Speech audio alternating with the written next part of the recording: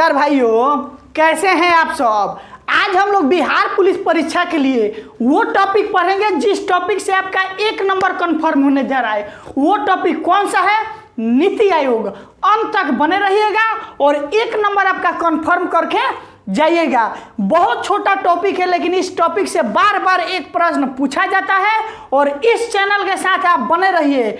Topic wise हर चीज पढ़िए। हम बहुत जल्द सुबह शाम एक टॉपिक करने जा रहे हैं। अगर केवल आप इस चैनल के साथ जुड़ जाते हैं और जैसे जिस चीज को हम पढ़ा रहे हैं उसी चीज को अगर आप प्रैक्टिस कर लेते हैं तो आपका रिजल्ट 100% है, क्योंकि लहरों को डरकर नौका पार नहीं होती, कोशिश करने वालों की हार नहीं होती है। इसलिए हम आज पढ़ा रहे हैं नीति आयोग। जो नीति आयोग के बारे में जितना क्वेश्चन है 15 से 17 सब कुछ बता देंगे।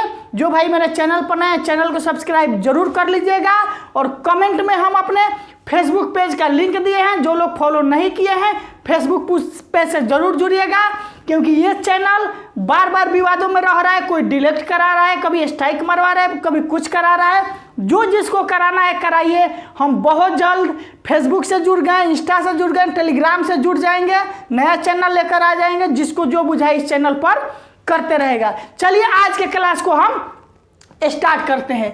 देखिए लिखा है नीति आयोग। जो नीति आयोग है वो योजना आयोग के स्थान पर आता है। नीति आयोग का पुराना नाम आपका योजना आयोग है। आप जान ही रहे कि मोदी जी योगी जी का काम है हर चीज का नाम चेंज करना। उसी तरह जब मोदी जी आते हैं तो योजना आयोग को चेंज करके उसके स्थान पर नीति आयोग लाए। लेकिन नीति आयोग बहुत अच्छा है, डिटेल से देखिएगा, बहुत अच्छा है। नीति आयोग की स्थापना जो होती है 1 जनवरी 2015 को होती है। बार बार क्वेश्चन पूछा जाता है कि नीति आयोग की स्थापना कब होती है? 1 जनवरी 2015। नीति आयोग का पुराना नाम क्या है? योजना आयोग। या योजना आयोग के स्थान पर कौन सा आयोग आया? तो आपका हो जाएगा नीति आयोग। अगला क्वेश्चन है कि इसकी घोषणा कब होती है कि योजना आयोग के जगह पर नीति आयोग हम लाएंगे।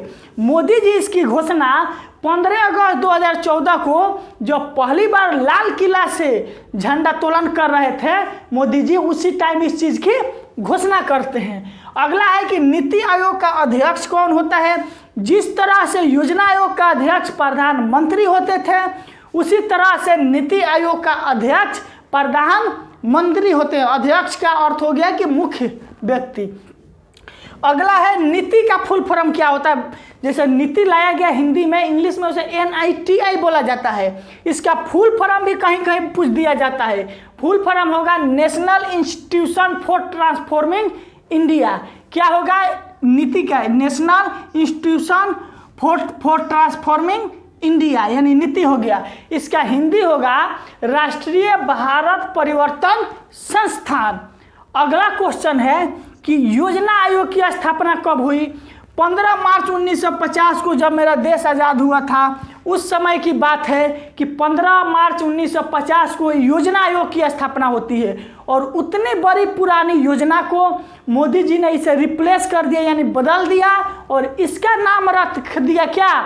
नीति आयोग। बस कुछ नहीं करना है मेरे भाई। जो टॉपिक हम पढ़ा रहे हैं उसको एकदम रगड़ देना है। टेंशन नहीं लेना, एग्जाम में अभी आपका बहुत टाइम है। उस टाइम तक आपका स्कोर 75+ होगा ही होगा। एकदम सोचना कुछ नहीं है। जैसे 2 टॉपिक करेंगे आपका स्कोर बहुत जल्द भाग जाएगा। अगला है कि नीति आयोग का प्रथम अध्यक्ष कौन है?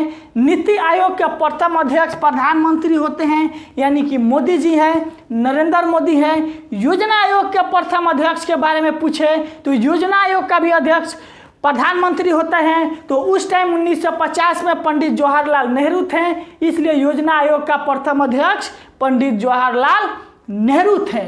अगला है कि नीति आयोग के प्रथम उपाध्यक्ष कौन थे?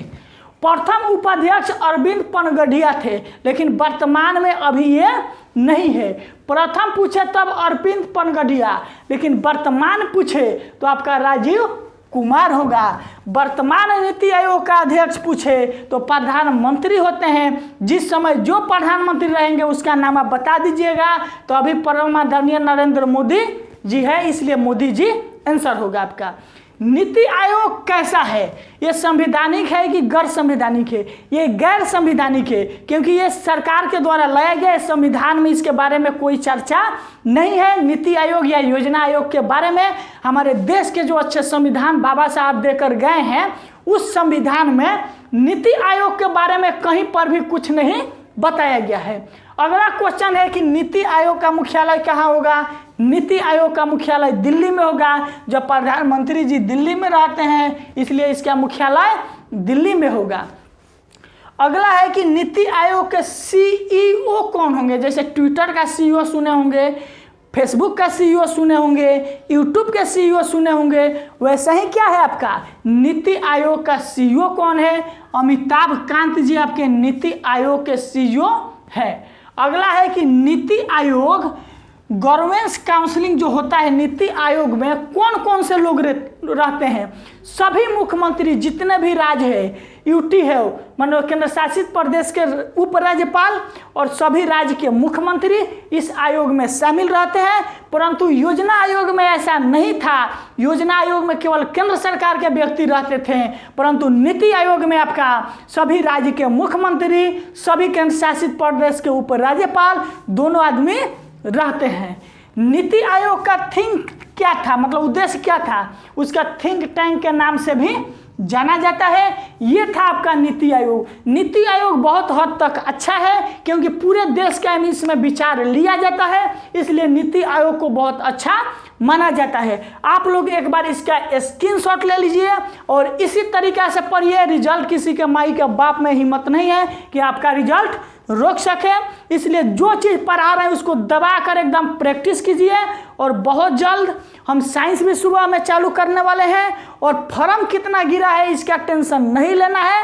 1,06,000 रिजल्ट में ये सोचना है कि एक सीट मेरा है। आज के क्लास के लिए आप सभी को दिल से बहुत बहुत धन्यवाद। लेकिन एक बात ध्यान से सुनिए कि हम कमेंट में अपने फेसबुक पेज का लिंक दिए हैं। कमेंट में, डिस्क्रिप्शन में, दोनों जगह पर मेरे फेसबुक पेज का लिंक है। ध्यान ये रखना है कि उस फेसबुक पेज के साथ जुड़ जाना है।